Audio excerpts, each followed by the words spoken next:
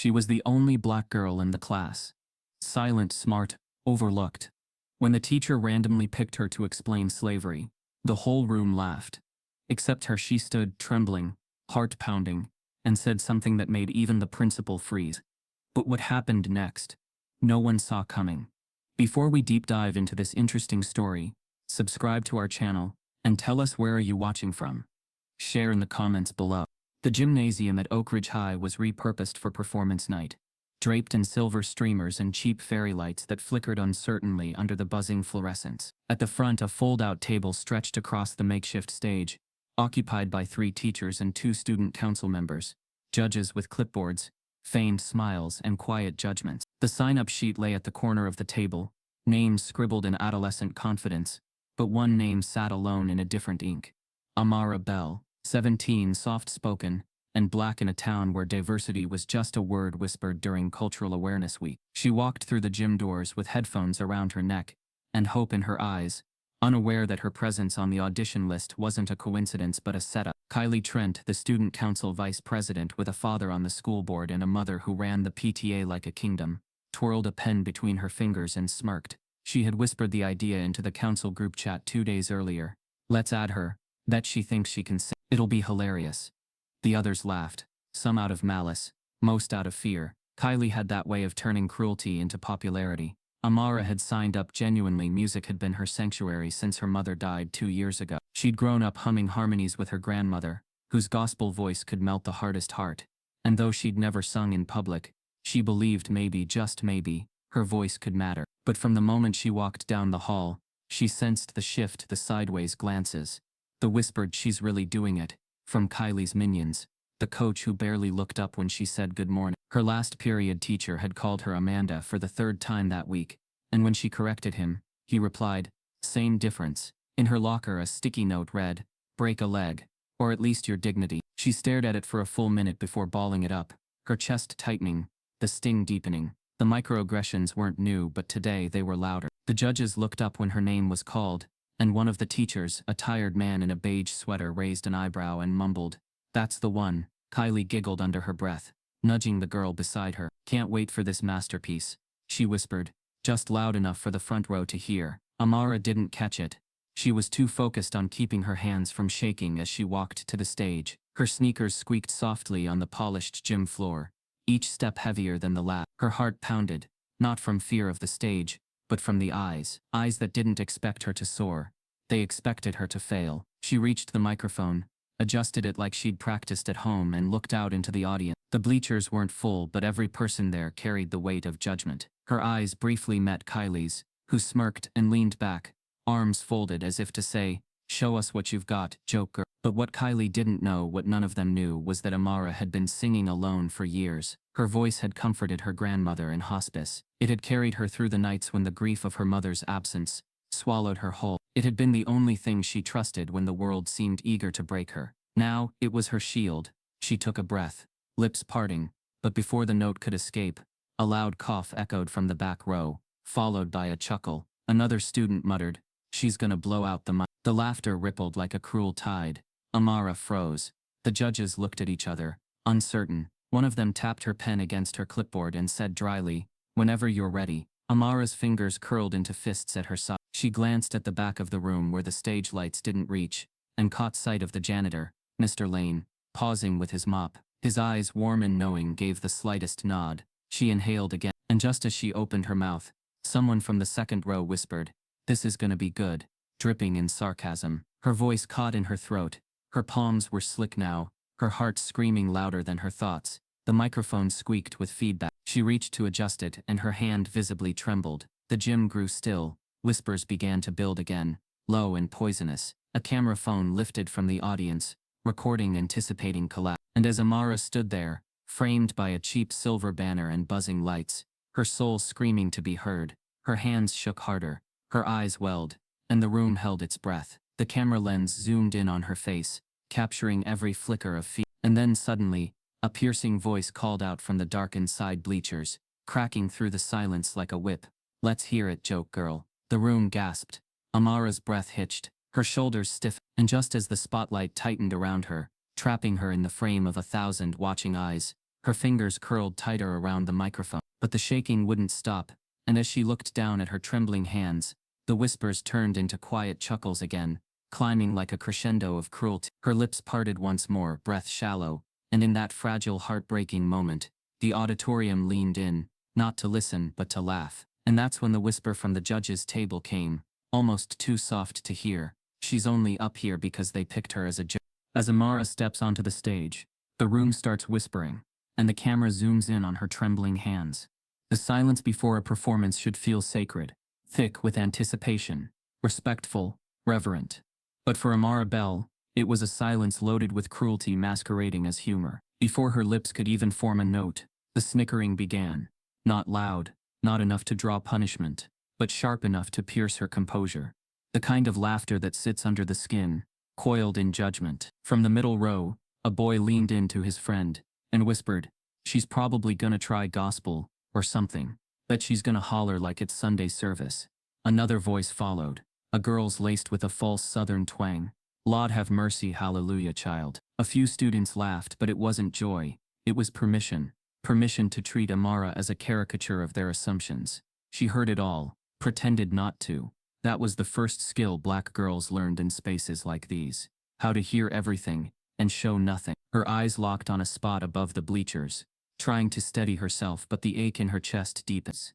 Still somewhere beneath the noise, beneath the nerves, her memory reached back to her grandmother's porch in Mississippi, back to the hot summers, when choir music poured from transistor radios, and harmonies rolled from throats like thunder wrapped in velvet. She had been just 9 then, barefoot and heartbroken from her mother's absence, when her grandmother placed a worn hymnal in her hands, and said, "You sing from the part that hurts, baby, that's how they'll listen." Her gift was real, not loud, not flashy, but aching with soul. She knew how to carry a note like it carried her, and tonight she wanted to share that piece of herself. But the stage wasn't neutral, it had been rigged.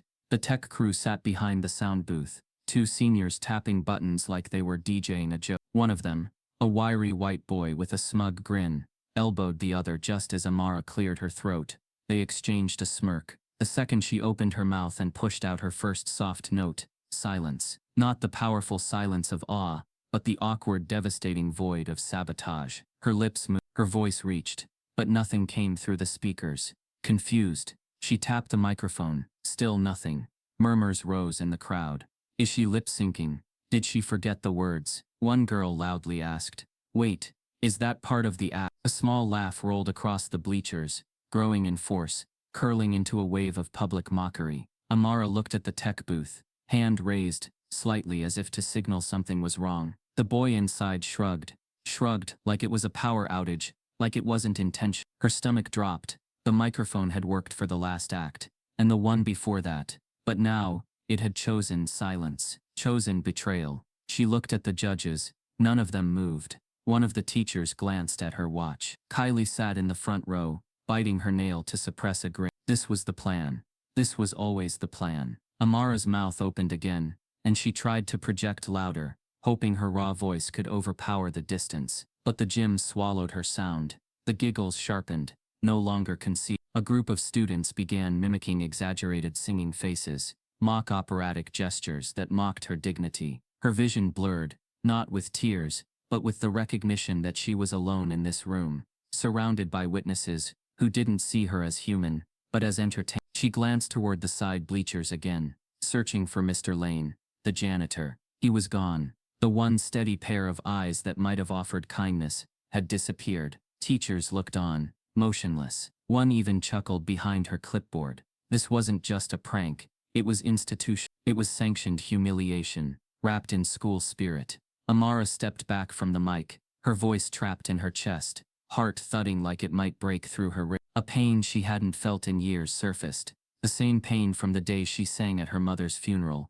and the pastor told her afterward, "That was brave for a child your color." She had felt it again when she auditioned for the choir in freshman year, only to be told they had enough soul already. It was a pattern. They wanted her rhythm, her image, her novelty, but never her truth. She took one last breath, as if she might try again, but the laughter was louder now. A boy near the back barked like a dog. Another clapped sarcastically. She couldn't stay up there. Not like this. Amara turned slowly, her shoulders rigid, her throat burning with swallowed shame. She walked off stage, eyes fixed forward, each step echoing in the stunned, snickering auditorium. The gym wasn't loud anymore. It was celebratory in a quiet, ugly way, like they'd won something, like they'd confirmed a bias. But just as she reached the steps at stage right, someone near the middle bleachers rose to their feet.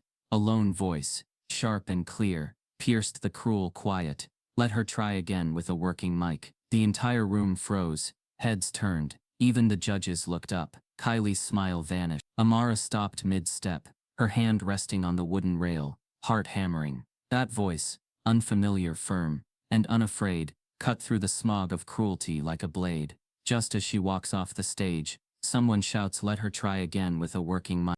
The voice that demanded a redo rang through the gym like a thrown stone against glass. For a moment, the tension was paralyzing. No one dared speak, not even those who had just been laughing. The judges looked toward the bleachers, confused. Kylie's mouth twitched with irritation as she tried to spot who had spoken. From the edge of the stage, Amara stood still, her body frozen, one foot half raised as if caught between retreat and return. The silence stretched, long enough to become uncomfortable. Then Miss Hargrove, the oldest teacher on the panel, and usually the least involved in school drama, sighed and leaned toward the mic on the judge's table. "Let her try again," she said quietly, reluctantly, as if the words pained her. "Make sure the mic is on this time." A murmur rippled through the room, part confusion, part challenge. In the tech booth, the sound guys scrambled, putting on an exaggerated show of fixing cables that didn't need fixing. One gave a thumbs up without meeting Amara's eye. She returned slowly to center stage, her breath shallow, the weight of dozens of eyes heavier now. Not amused this time, but suspicious. The laughter had died not from guilt, but from anticipation. Now they wanted to see what she'd do with her second chance. Maybe they still expected her to fail, or maybe they feared she wouldn't. Amara's fingers trembled slightly as she gripped the mic, her other hand closing tight around her stomach like she could press the nerves down. This wasn't just a redo. It was a reckoning. Her gaze scanned the crowd, not looking for approval, not anymore, but for courage. She found it in a few scattered faces, a quiet freshman girl near the back with tears brimming already. Mr. Lane, who had returned and stood motionless by the door with his mop idle, and she blinked. Miss Felder, the music teacher who had once told her she had a beautiful voice for church, but not for stage. Miss Felder was here too, looking down at her phone, pretending not to care. Amara looked away, her eyes lifted slightly toward the rafters, and then she said. The first note slipped from her lips, not as a declaration, but a wound. Soft, rich, aching. A note that carried everything unspoken in her life. The humiliation, the restraint, the longing to be seen without explanation. It slid out pure and low, curling through the air like smoke. The moment it touched the crowd, a shift occurred. The audience stopped breathing. Phones stopped recording mid-scroll. Jaws that were just laughing now hung open in stunned reverence. The song she chose was Strange Fruit, made famous by Billie Holiday, a song about lynching, about brutality, about America's open wounds. She had heard it only once, when her grandmother played it on an old record, whispering, "This song don't just live in the past, it lives in the air we breathe." Amara's rendition wasn't loud, it was deliberate, haunting, each word a blade, each phrase a mirror. The judges looked at one another, their smirks gone, replaced by something more jarring. Shame. Even Kylie, arms still crossed in defiance, had lowered her chin. Her friends whispered, but the smugness had drained from their faces, because in that moment, they all understood. They weren't watching a performance. They were witnessing a reckoning of every stereotype they had weaponized, every joke they had made. The punchline had twisted. They were the fools now, and Amara, just a trembling black girl, with nothing but a voice, had flipped the room on its head. With every line, she dismantled their assumptions. Her vibrato held tremors of trauma. Her eyes never watered, but her pain sang louder than any scream. She didn't perform for applause. She sang like she was mourning something, like her voice was the only thing keeping her from disappearing. Halfway through, someone pulled out a phone and began recording. Then another. Then the room filled with quiet red lights of record buttons. The whispering stopped. Every eye was glued to her, not because she was flawless, but because she was real. She wasn't trying to entertain, she was surviving in real time. As she reached the final note, her voice cracked, not from weakness, but from weight. She let it break. Let them hear the fracture. It was perfect, and when the last note drifted upward into the stale gym air, there was no applause, no sound, just silence, the kind of silence that feels holy. For a long second, Amara just stood there breathing, mic still in hand. Then without a bow or a smile, she stepped back, placed the mic carefully on the stand, and walked off stage. She didn't look at the judges, didn't search for approval. The applause didn't come, because no one knew if clapping was enough. She moved past the wings, past the sound booth, down the hallway toward the exit. Her sneakers squeaked softly, the same as they had earlier, but now the sound echoed differently, no longer nervous, but defiant. She pushed open the door to the corridor, heart still racing, breath ragged. She didn't stop walking. Her eyes brimmed but did not spill. The hurt was there, still raw, but so was the pride. They heard her. For once they truly heard her. But just as she rounded the corner to the music hallway, footsteps echoed behind her. Quick, urgent. She stopped. The steps slowed. A shadow moved into view. Someone was following her, and it wasn't a teacher. After her last note, the auditorium remains frozen. Amara leaves the stage, but someone follows her. Amara didn't sleep that night. Her body rested, but her mind spun in endless spirals. The sound of her own voice, raw, fractured, alive, kept replaying in her head, not out of vanity but disbelief. She had walked into that auditorium, expecting humiliation, and somehow against every cruel intention, she had cracked the silence. But even then, she hadn't expected what came next. Somewhere between midnight and sunrise, a TikTok clip exploded across screens. A 30-second video titled "When the Joke Was on Them," posted by a student who wasn't even in her grade. The caption read, "They picked her as a joke, and she made him choke." It showed the tail end of her performance, her trembling hands, the haunting note, the stunned silence of the crowd. Within hours, the clip gathered tens of thousands of views. By noon, it was nearing 1 million. The comments were a whirlwind. Support, disbelief, tears, and hatred. Some praised her with words like angelic, unreal, soulful queen. Others spat venom through screens. Overrated. All this because she's black? Bet her daddy's in jail. TikTok's algorithm had no mercy. It pushed the video further as controversy grew. Amara scrolled in disbelief, heart lurching between pride and sickness. One video stitched her performance, with footage of Black History protests. Another edited it with a mocking laugh track. Her name trended not just locally, but nationally. She became a symbol overnight, and not by choice. Across town, in a sun-drenched kitchen with marble counters and silent tension, Kylie Trent sat scrolling with trembling fingers. Her face, usually smug, was pale now. Her phone lit up with notifications she didn't want. "Yo, didn't you plan that prank? That girl just turned the whole school inside out.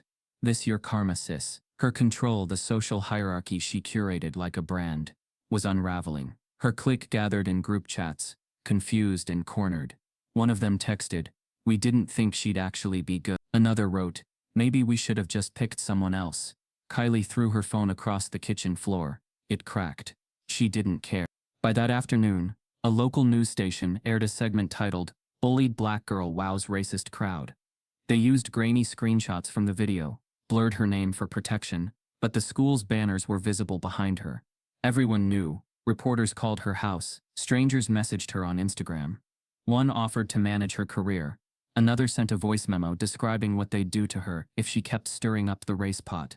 Amara's father, overwhelmed but supportive, took time off from his postal route. He sat at the kitchen table with a pad and paper, writing down names of reporters' calls and threats. "You don't have to respond to anyone," he said quietly, "but you do need to stay grounded. This spotlight, it burns both ways." Amara nodded, but the pressure was already tightening around her throat. By Tuesday morning, the school's front lawn was split. Some students carried signs that said "Let her sing," while others held up mock posters reading "Victim vibes only." The principal, Mr. Greer, called her into his office. His tone was polite but distant, as if he were afraid of saying the wrong thing, or more precisely, the right thing at the wrong time. "We appreciate your, performance," he began, adjusting his tie. "However, the attention this has brought to the school has disrupted our academic environment." Amara blinked. "Disrupted?" He cleared his throat. "We've received complaints, concerns. Some parents believe the video misrepresents our values. We're a community, Miss Bell. And you've become unintentionally, of course, a polarizing figure. Her mouth went dry. I didn't ask for any of this. That may be, he replied. But it's happening, and I suggest for now you lay low. Refrain from further media engagement. Don't antagonize anyone with social posts. Let this blow over. His words were smooth, but the meaning was sharp. Disappear. Shrink. Be quiet again. Be digestible. Be invisible. When she walked out of his office, her stomach knotted with something beyond anger. It was recognition. They had celebrated her silence and tolerated her existence, until her voice echoed beyond their control. And now they were trying to reel her back into place. She returned home that afternoon. Phone still buzzing. She didn't post, didn't speak, just laid on her bed, staring at the ceiling, trying to hold on to herself.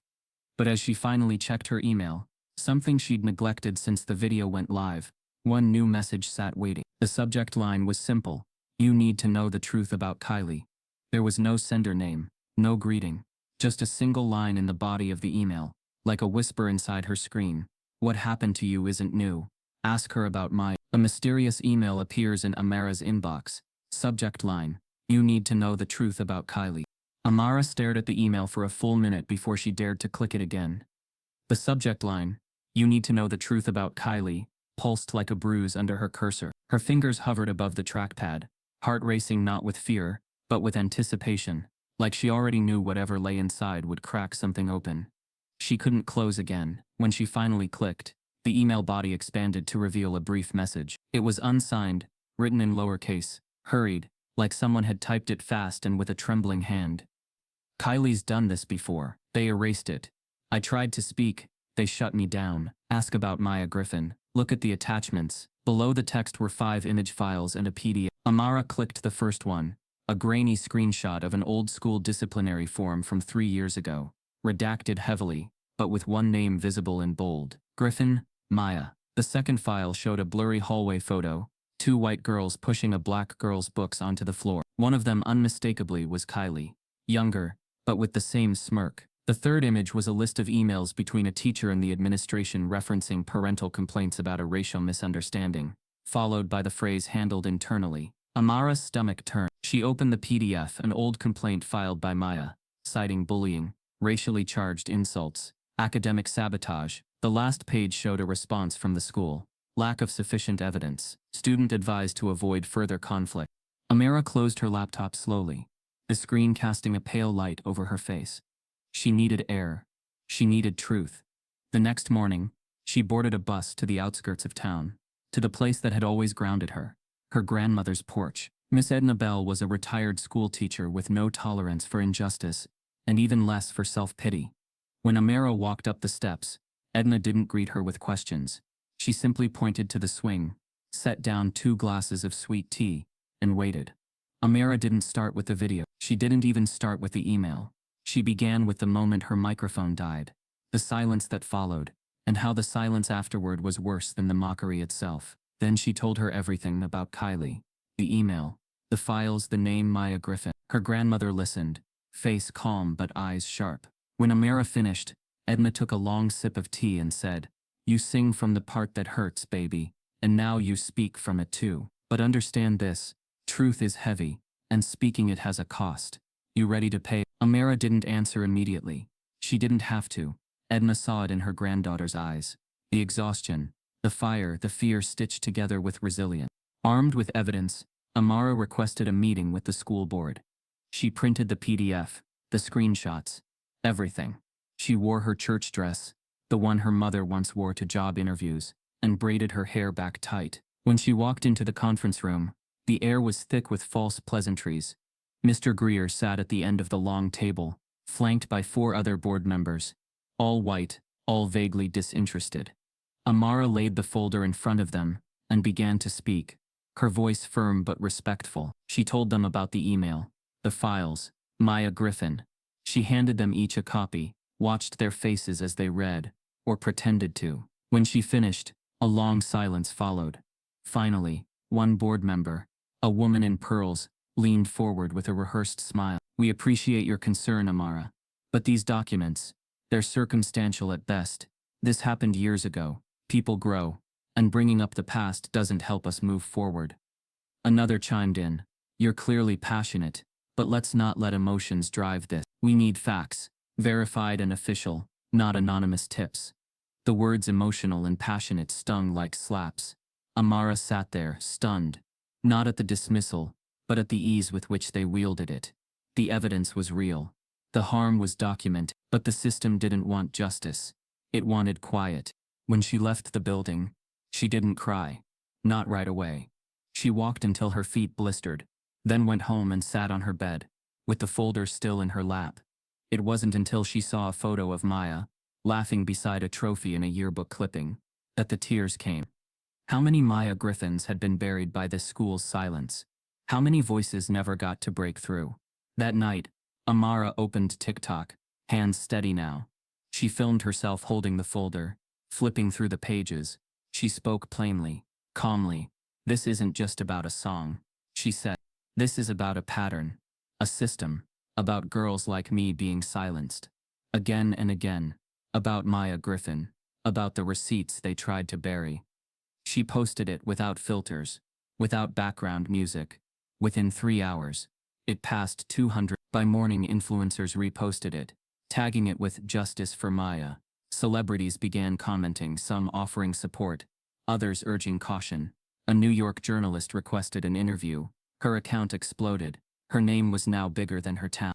By Friday, the school was on lockdown, not because of danger, but because of exposure. Teachers whispered in hallways. Students split into camps. Kylie hadn't been seen since Wednesday.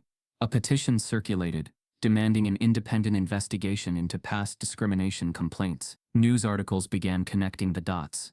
Other students came forward anonymously, confirming a culture of quiet racism and selective punishment.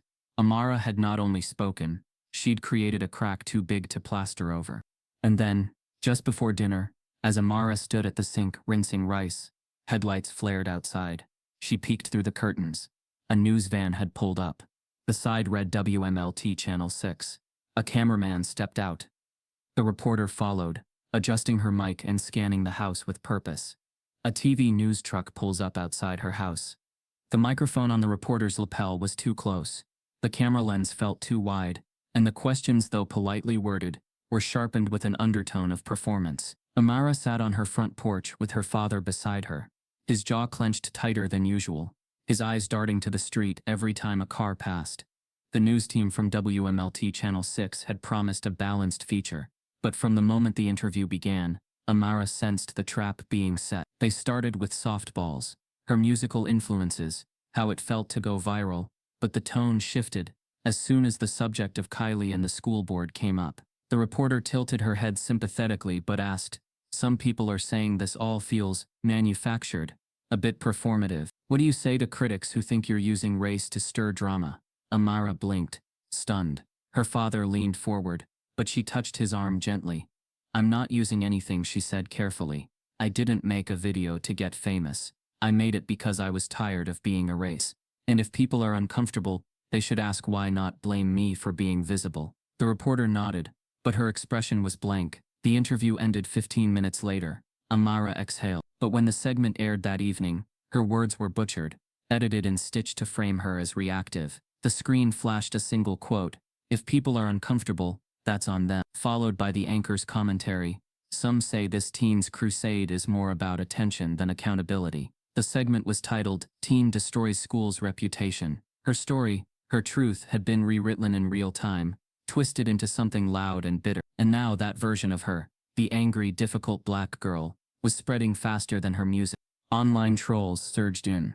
Her Instagram filled with vomit emojis and monkey memes. Comments ranged from "sit down and sing, girl," to "hope someone teaches her a lesson." One anonymous account posted her home address. Another threatened her father. And speaking of her father, he paid the price too.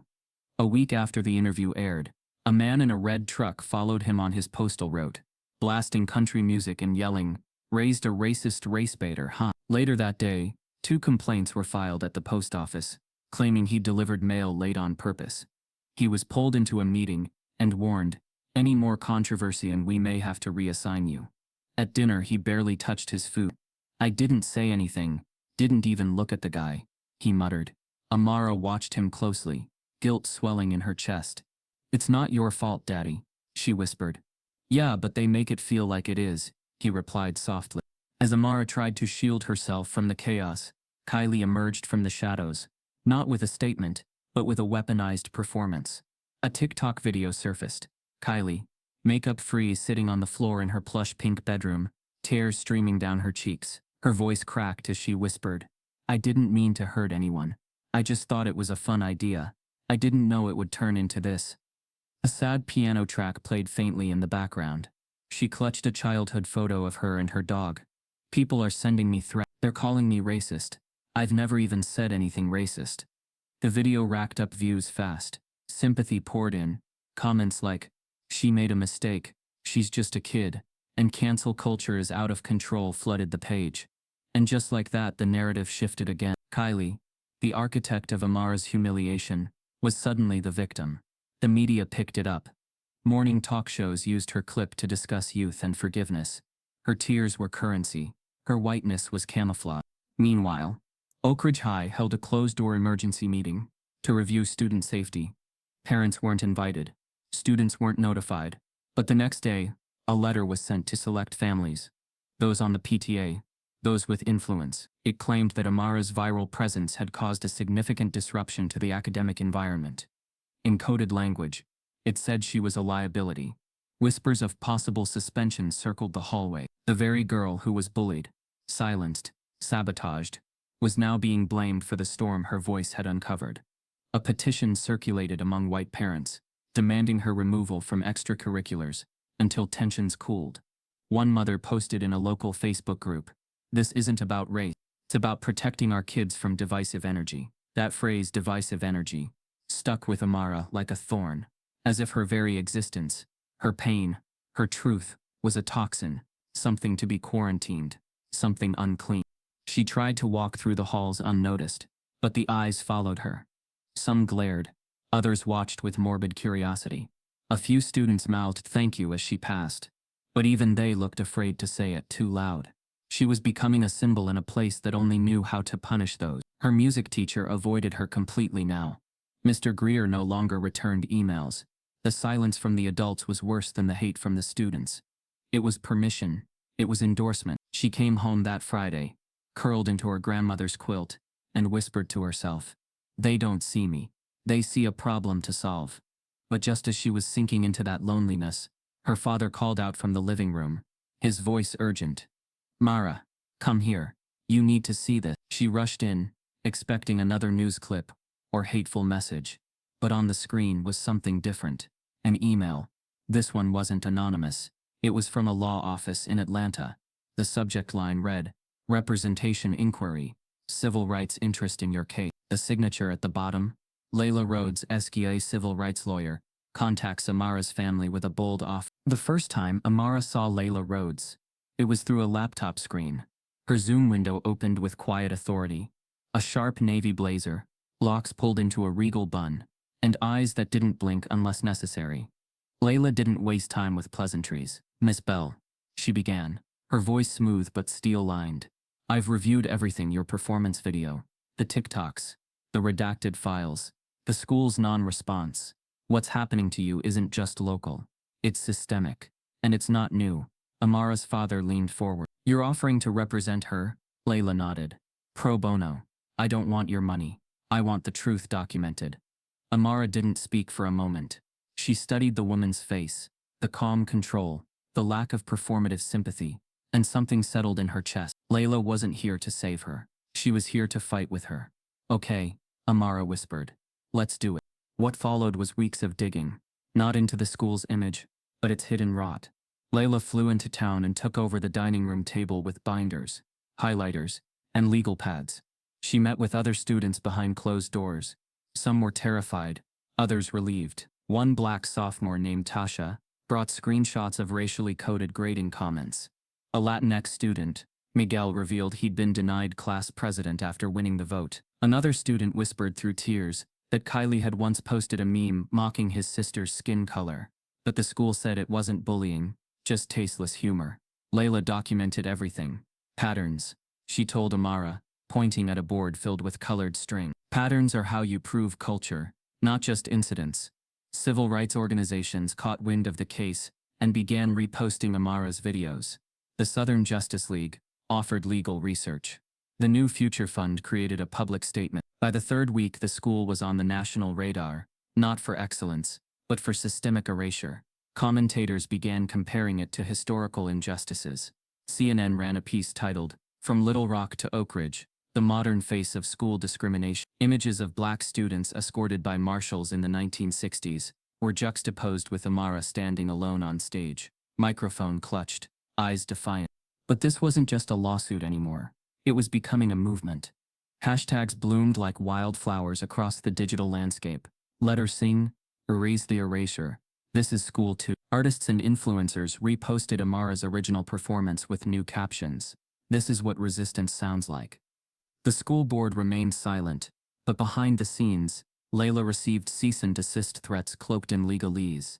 "They're trying to rattle us," she told Amara, "which means they're scared." Good. Still, Layla was never naive. One night, after a long day of depositions, she poured herself a glass of water and sat across from Amara, her voice lower than usual. "They're gonna come for you," she said. "And not just the school, the whole machine. They'll dig. They'll twist. They'll find the most private parts of you and drag them into the light."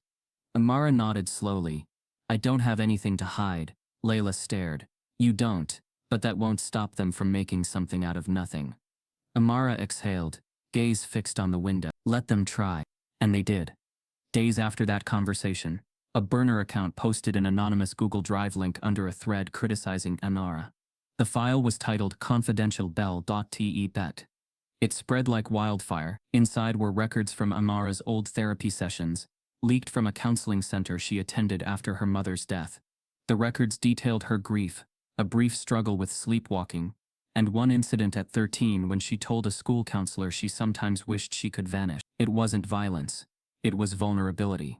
But that didn't matter. Headlines spun within hours.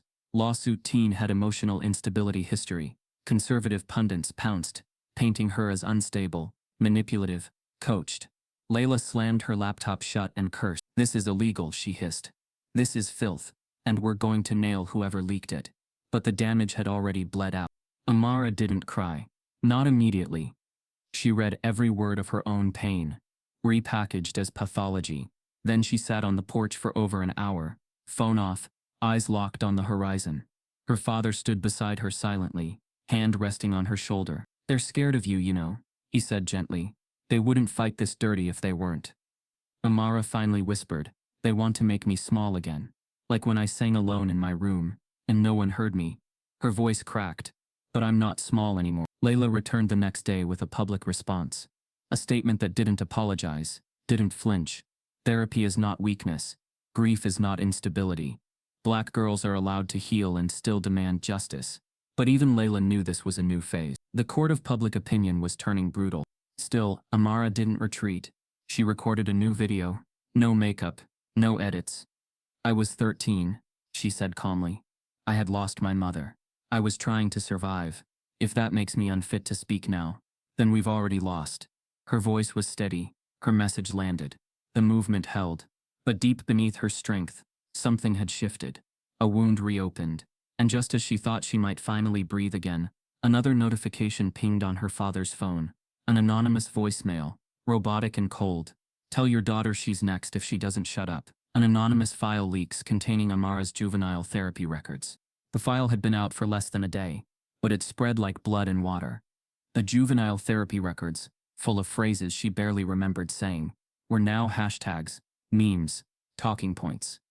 Amara watched from behind her phone screen as people dissected her most intimate moments, like gossip. "Emotionally unstable," one headline read.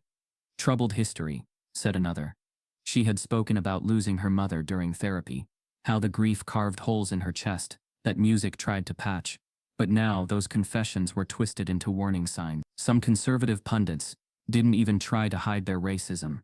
One video montage spliced her viral singing clip with ominous music, followed by a commentator sneering, "Another attention-starved product of broken homes, weaponizing trauma for clout." Comment sections followed suit.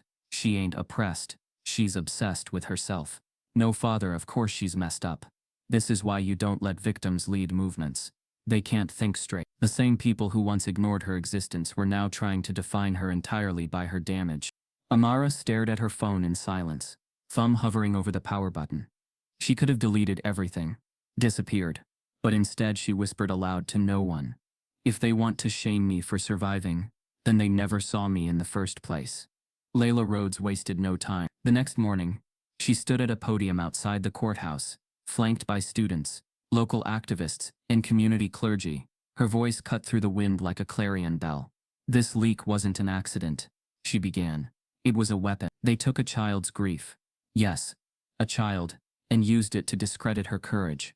Her therapy records aren't evidence of instability. They're evidence of strength. She leaned forward, eyes sharp. If the world starts shaming young black girls for seeking mental health support, we haven't just failed education. We've failed humanity. Cameras flashed, reporters scribbled. But more importantly, the crowd behind her erupted. Hashtags like "survivors deserve respect" and "healing is not weakness" began trending. Influencers reposted Layla's speech with captions like, "This is what leadership looks like." And for the first time in days, the momentum shifted. Amara, though still hurting, saw a glimpse of the power in vulnerability. She filmed a short video, no tears, no script, just her voice. "I was 12 when I started therapy," she said, "because I didn't know how to carry the weight of losing my mother. I had nightmares. I stopped singing for a year, but I found a way back. Music helped. Talking helped. And I will not apologize for healing." The post received millions of views in 24 hours. Public sympathy, once fragile, came rushing back. People began to rally, not just behind her cause, but her humanity. Letters from students flooded in, some from other towns, some from across the country. A girl from Detroit wrote, "You made me feel like I wasn't crazy for needing help." A boy from Texas confessed, "They mocked me for seeing a counselor. But now I see you, and I'm proud." The ripples reached even higher than expected. A Grammy-nominated artist, Nia Nadir, known for her activism and soul-stirring ballads, messaged Layla directly. She invited Amara to perform a duet at the upcoming Youth United Gala, a nationally televised concert celebrating young changemakers. "Your voice moved me," Nia wrote. "Not just the singing, but the speaking, the surviving. If you're willing, let's make this moment sing louder." Amara's breath caught when she read it. She had admired Nia since childhood. Her music had filled the house on Sundays, her lyrics stitched into Amara's memory, and now that voice wanted to share a stage with hers. It felt like light breaking through storm clouds. But the celebration didn't last long. The very next morning, Amara was called into the principal's office, again. This time, the air was colder. Mr. Greer sat behind his desk, no longer masking his discomfort with forced smiles. "Amara," he said slowly, folding his hands, "due to ongoing disruptions to the school environment and a clear violation of our media conduct policy, we have no choice but to issue a temporary suspension." Amara's jaw locked. "For what?" she asked, her voice low. "For telling the truth?" Greer shook his head, too quickly. "This isn't personal, it's procedural. You've been featured on multiple media platforms without district approval. That's a breach." Layla had warned her this might come, but knowing it was coming didn't make it sting less. "So I'm being punished for being heard," she whispered. "You're being asked to take a break," he replied, "for your own well-being." The phrase stung worse than silence. She left without responding, her feet heavier than ever. She returned home and packed quietly for the gala trip. Layla had already booked the flights. Her father helped fold her performance outfit, the same burgundy dress she'd worn at her mother's memorial. "She'd be proud," he said. Amara didn't answer. She stared at her reflection in the mirror, wondering if her voice still belonged to her, or if the world had claimed it now.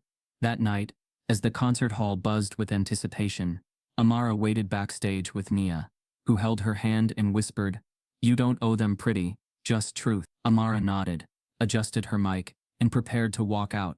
But just before her cue, as the stage crew dimmed the lights and cued the intro music, a figure in a black hoodie stepped out from behind a curtain near the dressing area.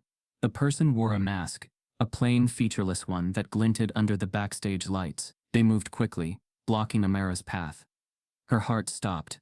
For a second, she thought it was a prank. Then the figure leaned in and whispered something.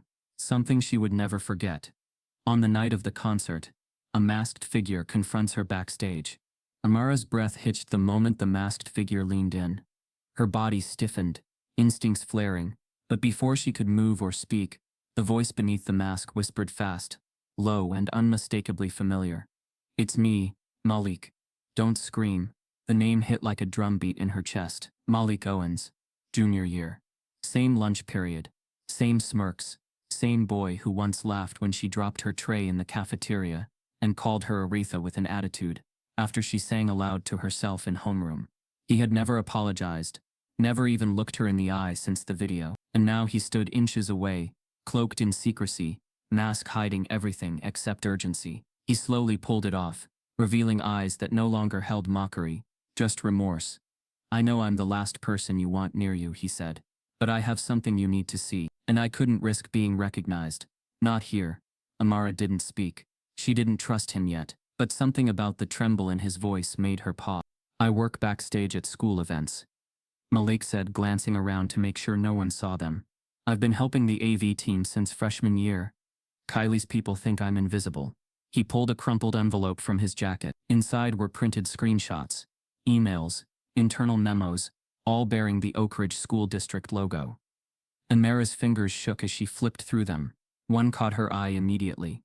Subject line: Rye Bell Performance Interference, sent from a district administrator to the principal. The body read: "Given the recent viral exposure and donor concerns, the board recommends the student be discouraged from any high-visibility performances, particularly live events tied to activism. Optics matter. Please use discretion." Another note was even more blatant. "The Bell girl's presence on stage jeopardizes our relationship with the Trents. Find a procedural reason to pull her." Amara's vision narrowed. She blinked hard, her pulse deafening. "The Trents, as in Kylie's parents." Malik nodded grimly. "They donate hundreds of thousands. Buildings, events, everything. They control the board. That's why they tried to bury Maya Griffin's case. That's why they let Kylie run wild." Amara's throat went dry. "You knew all this and stayed quiet?" Malik looked down. "I was scared." "I'm not anymore." Before she could reply, the stage manager waved frantically from down the hallway. "Amara, you're on in 2 minutes." Panic flickered in her chest, but not fear. "Fire." She handed the envelope back. "Keep this safe. Make copies. Get them to Layla." Malik nodded and disappeared into the corridor. Amara turned, squared her shoulders, and stepped onto the stage. The concert lights hit her like heat. The crowd roared, a standing ovation before a single note. Nia Nadir smiled at her from center stage, microphone in hand. "Tonight," Nia said into the mic, "we sing not just for art, but for truth. And I'm honored to share this song with someone who turned pain into power. Amara Bell, everyone." The music began, slow piano chords, delicate but determined. Amara's eyes scanned the sea of people, faces lit with cell phone glow, waiting. She opened her mouth, and the first note rose from her like incense. It wasn't just melody, it was memory. Her voice carried the weight of silence, of buried girls, of locked records and mocking stares, and leaked therapy files. She sang not to perform, but to testify. The gospel hymn "I Won't Be Moved" rose from her throat like fire climbing a rope. Each word was rooted in resistance. Nia joined in on harmony, their voices braiding into something ancient, something uncontainable. The room pulsed with emotion. Audience members cried. Some dropped to their knees, others simply stared, transfixed. This wasn't a duet, it was a reckoning. A song that sounded like a courtroom and a prayer, both at once. When the final chord dissolved into silence, the crowd erupted. Amara didn't bow. She stood still, tears silently streaking her cheeks, staring into the crowd, as if daring them to forget. Backstage, her father watched through the wings, pride swallowing every breath. Layla was already drafting press releases. Nia hugged Amara tightly and whispered, "You didn't sing the truth. You shouted it. And they heard you." But not everyone cheered. Somewhere in her bedroom, Kylie Trent stared blankly at her phone screen. Her private group chats had gone dead. Her parents were locked in whispered arguments. Donations were being questioned. Her name was now linked to national scandal. She watched the video of Amara's performance on loop. Her face pale, fingers tapping nervously against her bedspread. Her eyes were red, not from guilt, but from fear. She threw the phone across the room. The screen cracked, the sound of her own irrelevance now louder than the applause she used to command. The next morning, Amara woke to find her phone buzzing non-stop. Layla had sent a screenshot, a national bulletin. The U.S. Department of Education had announced an official investigation into Oak Ridge High School. The headline flashed across every major platform. Federal inquiry launched into racial retaliation and academic discrimination at Oak Ridge. The ripple had reached the shore. The U.S. Department of Education announces an investigation into the school. The investigation announcement hit headlines like a thunderclap. It was no longer just a local scandal. Amara Bell had pulled a thread that unraveled something far bigger than Oak Ridge High. Within hours of the Department of Education's bulletin, the story exploded across national media. Morning shows replayed clips of Amara's gala performance, captions blaring phrases like "the voice that broke the system" and "a gospel for justice." Celebrities tweeted in waves. Kerry Washington wrote, "This girl is fire. Don't let them dim her light." John Legend called her the bravest voice in the country right now. Viola Davis reposted Amara's video with a simple line, "Listen to her, hear her history." Senators began weighing in, some with genuine support, others with opportunistic soundbites. Senator Ayanna Walker of Illinois gave a floor speech praising Amara by name. What began as a cruel prank became a civil rights moment. This isn't just a student speaking up. This is a generation refusing to be silent. Professors at universities began using her performance in lectures about media literacy, racial trauma, and institutional power. Teachers nationwide reached out to Layla, asking permission to screen her story for their students. She wasn't trending anymore, she was being studied, quoted, revered. Her song had escaped the stage and entered the bloodstream of a nation hungry for change. But as Amara's name rose, the reputation of Oak Ridge High plummeted. The school's website was flooded with negative reviews. Alumni revoked donations. The Trents, who had once bragged about funding a new auditorium, found their plaque removed quietly overnight. News crews camped outside the school gates. Some students walked out in protest. Others wore black duct tape over their mouths with the words, "I see you, Maya," scrawled across their shirts. One by one, major donors began to pull their support. A local coffee franchise canceled its annual scholarship. A tech company paused a partnership. The school, once praised for progressive excellence, had become a cautionary tale, a virus in a velvet box. Principal Greer resigned without a press conference. A quiet email sent to faculty at 2:07 a.m. His statement was sterile, predictable. "In light of recent events, I feel it is best for the school and the community if I step aside." Layla read it aloud over breakfast and laughed once, sharp and bitter. "They always exit quietly after the damage is done," she muttered. Amara nodded slowly, but her eyes lingered on the window. Her victories didn't taste sweet. They tasted necessary. Meanwhile, the Trents scrambled. They hired a PR firm based in Manhattan, specializing in crisis rebranding. Glossy statements rolled out. "The Trent family deeply values inclusion. We are heartbroken by the pain Amara has endured. Our daughter Kylie is taking time to reflect and grow." But the public wasn't buying it. An old video resurfaced of Kylie mocking a black student at a cheer tryout, dissolving any credibility. Twitter tore apart the Trents' hollow apologies. A TikTok account stitched Kylie's tearful "I didn't mean to hurt anyone" video with Amara's leaked therapy file. The caption read, "White tears versus black trauma. America summarized." Amara didn't respond publicly to the Trents. She didn't need to. Her existence, her clarity was response enough. Instead, she focused on what came next. Invitations poured in. Advocacy panels, college symposiums, national youth platforms. But one offer stood above them all, an invitation to speak at the National Education Summit in Washington, D.C., the most prestigious gathering of educators, policymakers, and activists in the country. She was 17. She had no degree, no resume, just a voice and a truth too powerful to ignore. The lineup made her breath hitch. Angela Davis, John Legend, Dr. Ibram X. Kendi, Marley Diaz. Amara was to share a panel with them, titled "When the System Breaks the Child, Reimagining Education Through Truth." Layla stared at the email, then at Amara, then back at the email. "You ready for this?" she asked. Amara didn't blink. "I've been ready. They just weren't ready for me." The summit was unlike anything she'd ever seen. Media walls, velvet chairs, camera crews everywhere. She sat in the green room, legs bouncing, when Angela Davis walked in and smiled gently. "I've seen your video," she said. "It reminded me of Birmingham in '63. Amara couldn't breathe. You're who I studied," she stammered. Davis chuckled. "And you're who they'll study next." When Amara took the stage later that afternoon, the room fell into the kind of silence you can feel in your bones. She didn't speak like a politician. She didn't use academic jargon. She told her story, honestly, quietly, with no embellishment. She spoke about her mother's voice, the microphone that betrayed her, the laughter that turned to silence, the system that tried to shrink her. "I didn't ask to be here," she said. "But since you're listening now, understand this. Our pain is not your curriculum. Our voices are not seasonal trends. We are not brave because we survived. We are necessary because we exist." The crowd stood before she finished. John Legend wiped his eyes.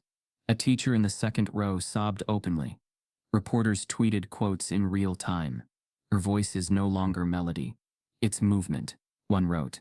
A banner from the summit read, "Education built on truth." And beneath it, Amara stood unapologetic, unshaken. But just as she returned to her hotel that night, heart full, shoulders sore, Layla met her in the lobby with a grim expression. She pulled Amara aside, opened her laptop, and displayed an internal district email that had been leaked by another anonymous staff member. The subject line read, "Distraction Management Strategy, Bell Case." Inside, a series of communications between the school board and district attorneys outlined a covert plan.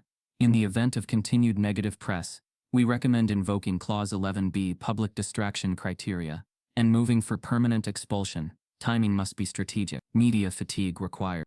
Amara stared at the screen, pulse slow, breath steady. They were still trying to silence her, still trying to win. But now, she was louder than ever. Layla discovers a secret vote to expel Amara, under public distraction clause. Layla's finger hovered over her laptop's trackpad as she read the leaked email again. Clause 11B. Public distraction criteria. It was buried in legal doublespeak, but the meaning was clear. The board planned to expel Amara not for any act of wrongdoing, but to reassert control, to offer her body as a peace offering to the storm they had ignited. "They want to sacrifice you to clean up their mess," Layla said, eyes narrowing. "You are not a distraction. You are their mirror." Amara, standing beside her in the hotel suite, didn't flinch. Let them see their reflection then. The next morning, before the sun could paint the horizon, Layla filed a legal notice of injunction with the district and gathered reporters outside Oak Ridge High. The school, in a move that only confirmed its guilt, had planned the emergency board meeting with zero notice to parents and no public access. No agenda was posted, no minutes prepared. The goal was silence, secrecy, erasure. But Layla Rhodes knew better than to play by rules, written to protect the powerful. Dressed in a charcoal gray suit, and a fury she didn't need to mask, she marched up the steps of the administration building, with Amara behind her, flanked by 3 local reporters and a film crew from the State Sentinel. "You're violating open meeting laws," she declared as the front doors opened, and a secretary rushed to intercept her. "This is a public institution. This child is a minor, and your vote will not happen in the dark." The board had no choice. Cameras were let in, chairs were rearranged, and in front of a now witnessing public, the war they tried to bury was about to be unearthed, piece by shameful piece. Inside the boardroom, the atmosphere was tense enough to crack glass. Greer was absent. His resignation had not exempted him from the shadow he left behind. The board sat in stiff discomfort, lips tight, eyes carefully avoiding the cameras. Amara took her seat beside Layla, spine straight, gaze unflinching. A district lawyer cleared his throat and read the motion aloud. "Due to ongoing disruption of the educational environment and potential liability, we move to invoke Clause 11B, to review Ms. Bell's enrollment status." That was the polished version. What it meant was, "Your truth is inconvenient. We want you gone." Layla stood, calm but coiled. "Ms. Bell has violated no codes of conduct. She is an academic honor student. Her performance, which your board attempted to sabotage, has sparked national dialogue, not disorder." She turned slowly to face the camera crew. "Expelling her is not about order, it's about optics. You don't want to manage the truth, so you're trying to remove its vessel." The board chair, a woman named Marcia Holloway, with frost-tipped hair and a trembling voice, attempted to redirect. "This is a legal process." "Then let her speak," Layla interrupted. "Or will you silence her again?" The room shifted as Amara rose. No script, no lawyerly prep. Just her voice again, steadying a room that had tried to erase her. "You've called me a distraction," she began. "You've blamed me for the fallout of your choices. I didn't ask to be your headline. I didn't stage the prank. I didn't leak my records. I didn't build a system where silence keeps the donations flowing." She paused, letting the weight of her words land. "I sang. I spoke. And that was too much for you." Her voice softened, but it didn't lose power. "You call this a school, but when I needed protection, I got policies.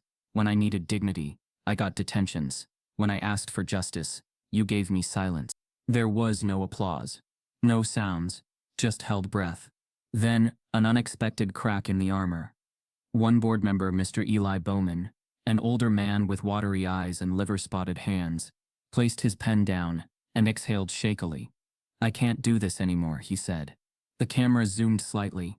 "I've sat on this board for 17 years. I've watched girls like you come and go, bright, silenced, then forgotten. I watched them bury Maya Griffin. I watched them redact complaints. And I told myself I wasn't part of it, if I just stayed quiet." His voice broke. "But I was. I am." He looked down. "I resign effective, immediately." Gasps fluttered across the room. One of the reporters leaned in, whispering urgently into their mic. The board chair paled, eyes scanning the room like a ship taking on water. Public pressure outside surged. Protesters began chanting. Parents, once silent, now banged on the glass. Within the hour, the motion to expel Amara was officially withdrawn. The clause was suspended, and the board released a statement. "After careful consideration, Oak Ridge High will not pursue expulsion and will instead conduct a third-party equity review of its policies." Translation: they folded. They lost. But the final blow came not from Layla or Amara, but from the files Malik had handed over. In collaboration with a local watchdog group, Layla unveiled documents proving that the Trent's Kylie's parents had secretly funded software within the school district used to track student performance trends. The algorithm sorted students by racial behavioral flags, quietly marking students of color for intervention. It wasn't data. It was digital profiling. And now it was national news. The Trent's names trended not under philanthropy but under edtech apartheid. Their foundation shuttered within a week. Their family issued a cease and desist to every media outlet running the story. But the truth was out. Later that week, as Amara walked out of a youth literacy benefit, she received an email from the National Youth Leadership Foundation. She'd been nominated, alongside activists, inventors and rising politicians, for the Emerging Voice Award, a prestigious honor given to those under 21 shaping policy through public courage. Her father read the email aloud with tears in his voice. "They see you, baby," he said. "All the way now." Amara smiled, not with pride, but with peace. But as she packed her bag that evening to head home, a plain white envelope slid beneath her hotel room door. No return name, no markings. Inside was a single sheet of paper, typed, no greeting. "You think this is over? It's not. K. Amara is nominated for a National Youth Leadership Award, but Kylie sends her a chilling message. This isn't over." The envelope burned in Amara's hands for hours. She didn't show it to her father, didn't text Layla. She simply stared at the cold, calculated sentence. "You think this is over? It's not." K, and let it echo against the progress she'd just made. For a moment, fear flickered back, but something inside her shifted. The old version of Amara, the one who would have folded her voice into silence, was gone. Kylie could threaten from the shadows all she wanted. Amara had become a lighthouse in a storm she didn't create, and lighthouses didn't flinch. 2 weeks later, her name returned to national headlines. Not because of scandal, but because of policy. In response to the firestorm Oak Ridge had ignited, Senator Ayanna Walker, who had quietly kept contact with Layla and Amara, introduced a new education bill on Capitol Hill, the Fair Voice Act. Its premise was simple yet revolutionary. Students could no longer be punished, silenced, or retaliated against for speaking up about racism within public institutions. It mandated protection for whistleblowers, formalized protocols for racial complaints, and required third-party review boards for bias incidents. Amara's story was cited repeatedly in the bill's preamble, her name now legally linked to legislative change. When the bill passed its first reading in the Senate, Amara was invited to testify before Congress. She wore the same burgundy dress she had sung in months earlier, now tailored to fit her evolving presence. Layla stood beside her, adjusting the mic as Amara cleared her throat and addressed the room not with fear but focus. "The first time I spoke up, I wasn't called brave," she told the committee. "I was called dramatic. I was called disruptive. I was called angry. I was called everything but truthful. And I'm here today to say, truth needs protection. It needs policy. It needs space to grow." She paused. "I'm not the only one. There are thousands like me sitting in classrooms right now, silenced before they speak. Let this be their mic too." The cameras clicked. Senators nodded. And somewhere, in living rooms and classrooms and buses across the country, students watched her and felt seen. A montage unfolded in the weeks after her testimony. Videos flooding social media of students holding up signs, staging walkouts, recording confessionals. A girl in Atlanta named Bree shared her story of being excluded from AP classes despite her test scores. A boy in Seattle described being mocked by his teacher for talking too white. Students at a Florida school formed a chapter of Let Her Sing, a youth coalition inspired by Amara's journey. She wasn't just a voice anymore. She was a movement. But while Amara's legacy soared, Kylie's world collapsed. The letter she'd sent wasn't the last gasp of a villain. It was the foreshadowing of a reckoning. The IRS opened an investigation into the Trent Foundation's donation practices after anonymous documents rumored to have come from a disillusioned board secretary revealed tax manipulation tied to the school's tech contracts. The FBI soon joined, uncovering a paper trail that hinted at discriminatory profiling algorithms funded under the guise of academic behavior prediction. Kylie's parents were subpoenaed, their PR firm quit, their donations dried up, and Kylie herself, silenced by lawyers, isolated in her mansion, her digital presence scrubbed clean. The girl who once laughed in Amara's face now disappeared from public view, ghosted by a world no longer applauding her cruelty. Amara, meanwhile, faced a quieter storm. She had become an icon, but icons weren't allowed to be human. She walked into grocery stores and was recognized instantly. Students asked for selfies, teachers reached out for mentorship, college recruiters begged for meetings. But at night, when the world dimmed, her mind raced. Flashbacks surfaced like bruises, her voice failing at the mic, the crowd's laughter, the leak of her therapy files. She struggled to sleep without music playing. Crowds triggered her, compliments felt like press. She'd walk into rooms and feel her breath tighten, her stomach churn, her palms sweat. The world called her brave, but bravery, she learned, was just survival people decided to applaud. Layla gently nudged her toward therapy. "You didn't just live through trauma," she told her one afternoon. "You dragged it into the light. That takes a toll. And it deserves care." So Amara began again, slowly, cautiously, visiting a trauma counselor in secret, journaling, learning that healing wasn't linear. It was loops and echoes, and pauses. She didn't tell the internet. She didn't owe them that. By spring, she received an offer letter from Langston University, a progressive, prestigious liberal arts college offering a full-ride scholarship in social impact and civic media. The campus, known for its Black student activism and cultural equity programs, felt like a breath Amara hadn't realized she'd been holding. When she arrived for orientation, she wore a sunflower pin her grandmother gave her, and stepped onto campus not as a survivor, but as a strategist. Her room overlooked a green quad filled with hammocks and spoken-word flyers. Her roommate, a queer Latina poet named Simone, greeted her with open arms and an aura of calm. It finally felt like a beginning. But beginnings carry shadows. On her second week at Langston, Amara was called into the college president's office. Dr. Evelyn Barnes, a sharply dressed black woman with silver streaks in her coiled hair, welcomed her with grace. But the tension in the air was undeniable. "Amara," she began, folding her hands, "you're not in trouble. But I need you to be aware. There are certain donors and faculty here who, how shall I put it, are uncomfortable with the attention you bring." Amara's jaw tensed. "You mean the truth I bring?" Dr. Barnes nodded solemnly. "This place is progressive, but even progress has gatekeepers. Be careful, and be loud." She paused. "Because I'm hearing whispers. There are people here who don't want you around either." The college president warns, "There are people here who don't want you around either." Langston University looked like freedom from a distance. Ivy-draped buildings, a student union built like a museum, and professors whose bios boasted Fulbrights and TED Talks. But when Amara stepped into her first lecture hall, it was her skin that entered before her. The whispers followed her like a shadow. That's her. The girl from TikTok. Didn't she sue a whole school? The seats she filled weren't just chairs. They were thrones others assumed she hadn't earned. On the first day of philosophy of education, the professor read roll call with practiced ease, until he reached her name. Amara, he said, stretching it like a foreign object. It's Amara, she corrected softly. He gave a tight smile. Names these days. So creative. Laughter flickered. She didn't smile. She just wrote it down. Another tally in the book of micro-wounds. In her dorm, her roommate Simone was kind, but visibly hesitant at first. It's just, like you've been through so much, she said one night, while folding laundry. You're kinda iconic. Amara forced a smile.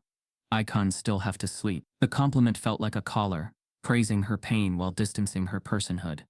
In group projects, classmates asked her to speak last, as if waiting for her special insight. Some professors referenced her experience in class discussions without warning.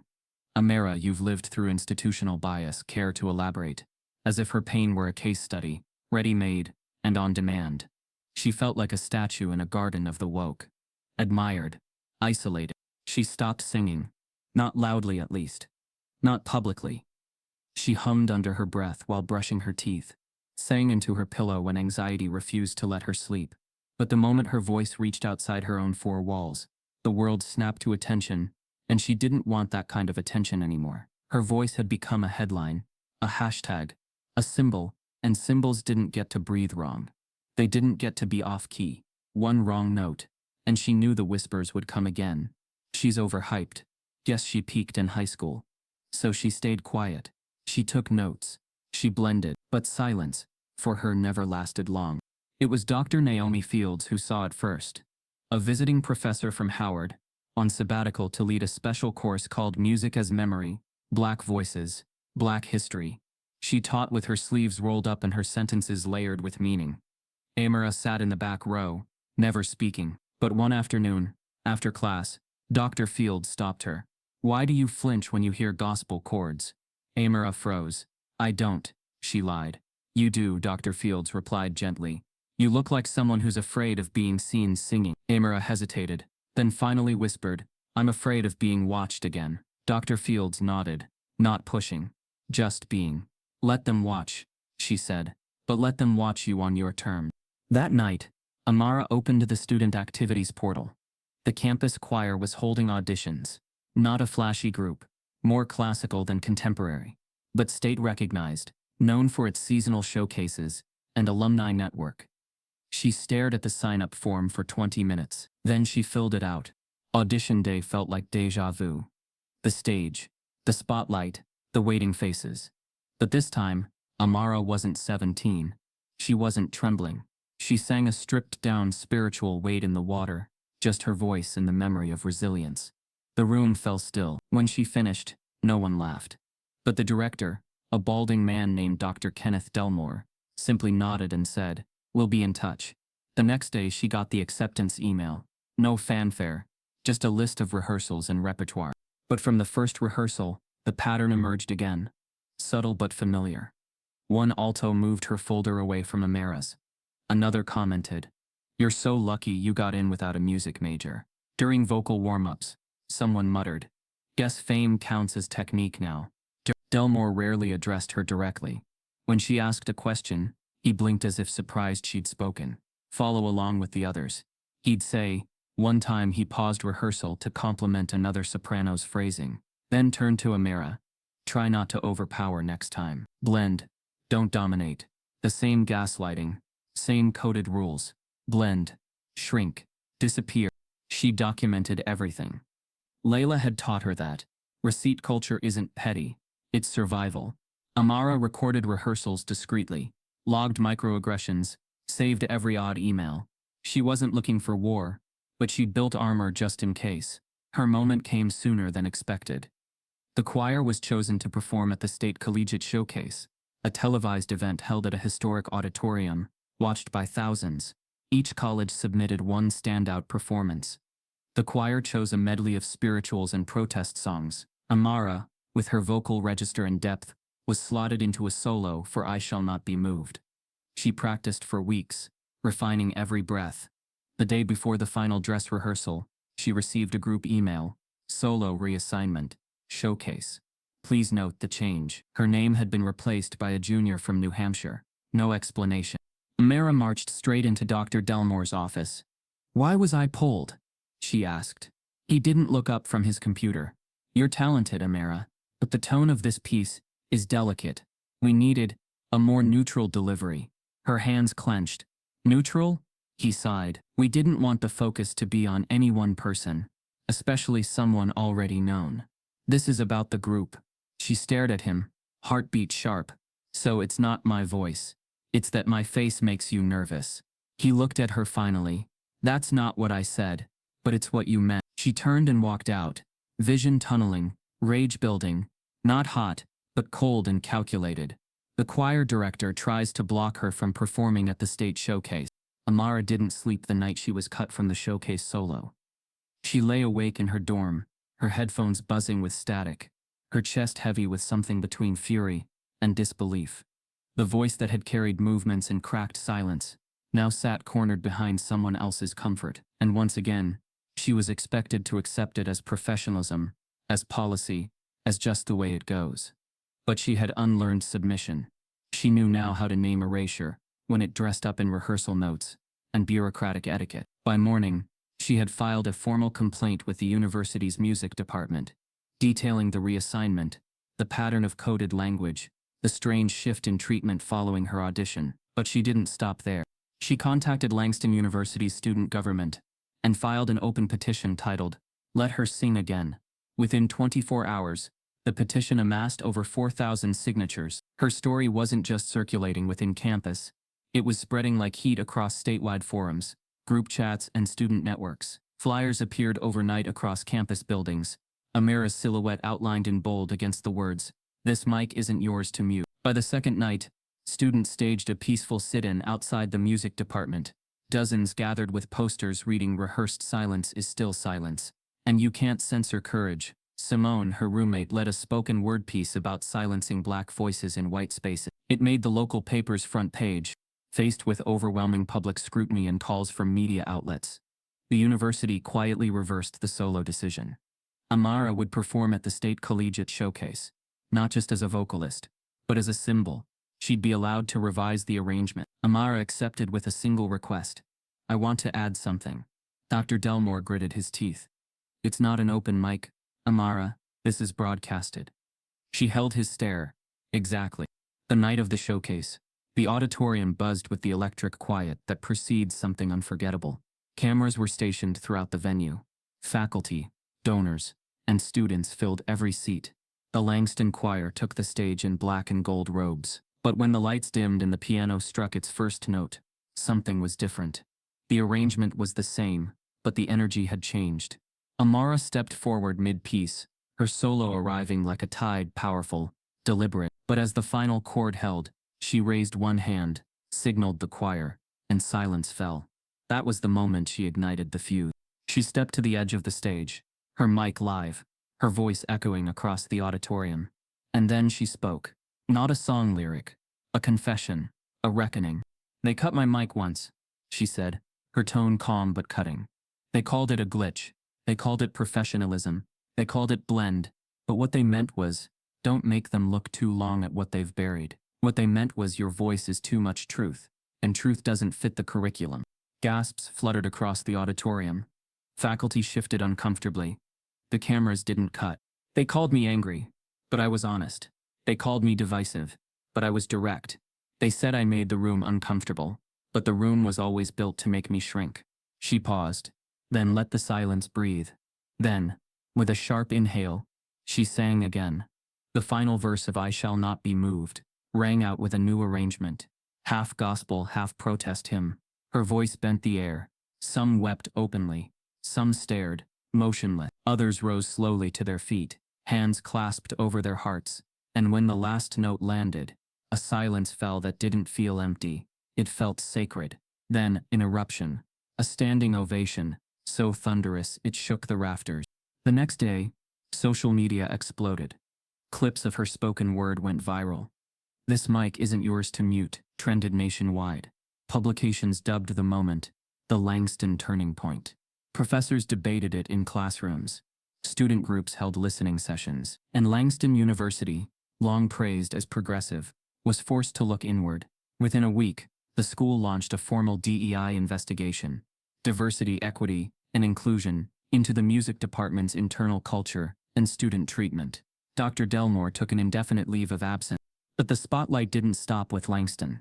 Amara's voice transcended the stage again. A major black-owned music label reached out to offer her a recording deal, centered around spoken word-infused gospel. The email read, "We don't want to own your story. We want to amplify it." At the same time, a publishing house contacted Layla, offering Amara a book deal for a memoir tentatively titled, "Mic Check: Notes from a Silenced Girl." She stared at the screen for a long time. "What would I even write?" she asked Simone. Simone shrugged. "Start with the first time they called you angry. Work backwards." Her song, newly recorded and released on streaming platforms, was adopted unofficially by youth organizations as a theme for school justice rallies across the country. At a high school protest in Chicago, students marched with Bluetooth speakers blasting her voice. A banner read, "We walk because she sang." One clip of a child holding a handmade sign, "Thank you for not being quiet," had Amara crying in her bed. The movement, it seemed, was now running on its own legs. But with every peak came another sharp horizon. Amara received a formal invitation to headline the upcoming National Youth Civil Rights Gala, a black-tie event honoring trailblazers under 25 who had shifted policy and consciousness through direct action. She would be the youngest keynote speaker in the event's history. Her father bought a new suit. Layla offered to fly in early. Simone screamed when she saw the invite. But Amara just sat with it, reading it twice, 3 times, then flipped it over. At the bottom of the itinerary, her eyes froze. Keynote speakers: Amara Bell, Elijah James, Kylie Trent. She read it again. Kylie Trent. She's invited to headline the National Youth Civil Rights Gala, where Kylie is also speaking. The ballroom shimmered in golds and creams, crystal chandeliers hanging like frozen thunder. The National Youth Civil Rights Gala had always been about legacy, about honoring young voices who lit fires where silence had reigned. But tonight, the air felt especially electric. Amira walked through the velvet-curtained entrance, like a storm moving through stillness. Cameras flashed. A handler whispered directions. But her eyes scanned only one thing: the front row of the VIP section. On the left side sat Kylie Trent, posture perfect, smile pinned like porcelain. Across from her, deliberately opposite, Amira found her own nameplate. She sat. Neither of them looked at the other, but the tension rippled between them like radio waves. Kylie wore a cream pantsuit and designer heels. Her hair was pulled into a sleek bun, her makeup soft and safe. Her recent PR makeover had given her a new public image. Former teen privilege poster girl, turned ally. She'd started a podcast titled Reflective Futures and posted blurry black and white Instagram quotes about growth. But no matter how curated the brand, truth hung around her like a scent. People whispered. No one forgot, especially not Amara. As the lights dimmed, the program began with dignitaries, musical performances, and video reels, showcasing student-led victories. But halfway through, the MC approached the podium with a falsely warm tone. "Next, we welcome a young leader who has sparked vital conversations about accountability and change. Please welcome Kylie Trent." There was no applause, just polite clapping. Kylie walked to the stage, like it was a runway, adjusted the mic with practiced calm, and began, "Good evening. I'm here because I believe change begins with listening. Growth is messy. It's not linear, and I'm learning every day how to be better." She paused for effect. "In the past, I made decisions from a place of ignorance. I've apologized, I've reflected, and now I want to amplify those who deserve the mic." The speech was smooth, brand safe, perfectly hollow. She never mentioned Amara by name, never said racism, never said Maya Griffin, never owned the systems she benefited from, only the vague mistakes of youth. She ended with a practiced smile. "I'm committed to building bridges, not burning them. Thank you for letting me learn out loud." Scattered applause, politely awkward. Some nodded, but no one stood. Kylie walked back to her seat, eyes flicking to Amara, her smile twitching. The crowd turned, all eyes shifting now to the other side of the stage. Amara rose. She didn't glide. She walked like someone with a message, not a brand. She wore a floor-length black gown with gold embroidery, a quiet nod to every night she'd felt invisible in a crowd of whiteness. When she reached the mic, she didn't speak immediately. She let the silence stretch, then she breathed in, slow and steady. "My name is Amara Bell," she began. "I'm not here to give you a digestible version of my pain. I'm not here to be a ribbon on your empathy drive. I'm here because I was asked to sing as a joke. And what came out was everything you didn't want to hear." A few gasps. A pause. She continued. "They wanted me quiet. Then they called me angry. Then unstable. Then inconvenient. But what they never called me was right. And I was." The room stilled, gravity shifting around her. "When my mic was cut, they said it was a glitch. When my therapy files were leaked, they said it was unfortunate. When they tried to expel me, they said it was policy. But I learned something. Systems don't need fists to bruise you. They just need paperwork. And silent. And people who smile through both." Her voice cracked slightly, but not from fear. From weight. "I don't need forgiveness from the people who tried to erase me. I don't need invitations to spaces that once mocked me. I'm not here because the system let me in. I'm here because I pushed the door off its hinges."